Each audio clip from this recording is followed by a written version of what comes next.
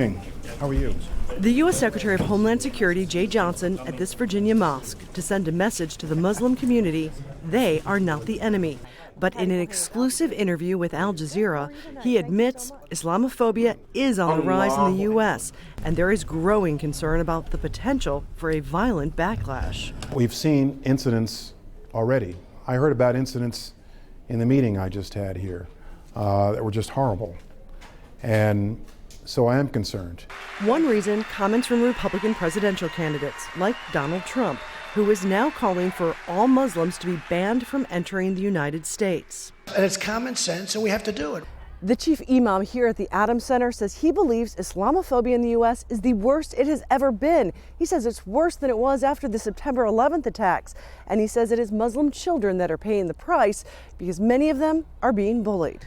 What I'm worried about, this kind of talk is impacting the average American who does not know us, who their children go to the same school as our children.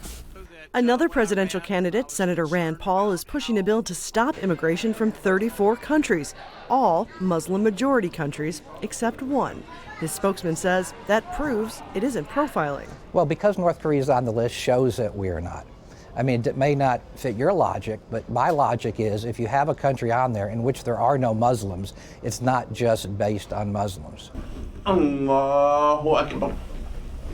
At the mosque, where they've increased security, there is growing concern, but also hope. There's some people have said the same thing about Jewish community before the United States. There's some people have said the same thing about President Kennedy. Can he be trusted? Where his loyalty is. America had went through that before. And America is going through this now. But we shall overcome. A hope for an end to the politics of fear, but one that apparently won't be realized in this election cycle. Patty Culhane, Al Jazeera, Sterling, Virginia.